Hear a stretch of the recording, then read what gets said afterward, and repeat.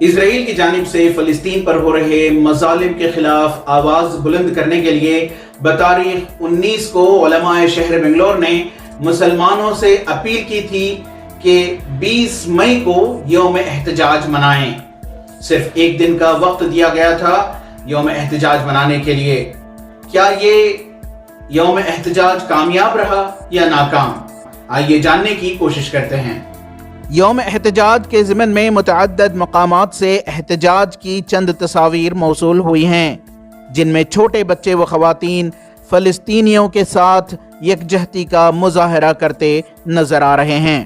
اس یوم احتجاج کے متعلق شہر کے سرکردہ سماجی کارکنان کا کہنا ہے کہ کرناٹکا مسلم متحدہ محاذ اور جماعت اسلامی کرناٹکا کی جانب سے کال کیے گئے اس یوم احتجاج کی کوئی منصوبہ بندی نہیں تھی، بس انہوں نے دھڑلے سے فیصلہ کیا اور دوسرے ہی دن یوم احتجاج یوم دعا منانے کا اعلان کیا، جس کی وجہ سے نہ ہی کثیر عوام اس کے متعلق جان پائی اور خبر پانے والوں کے لیے تیاری کرنے کے لیے کوئی وقت نہ مل سکا، اور لاک ڈاؤن بھی ایک بڑی رکاوٹ بنی۔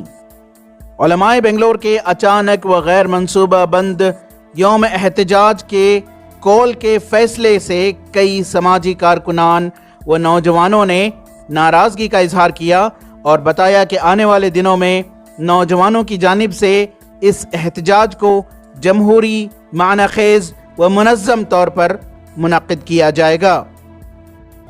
ای ٹی وی بھارت کے لیے بنگلور سے رفیق جبار کی رپورٹ۔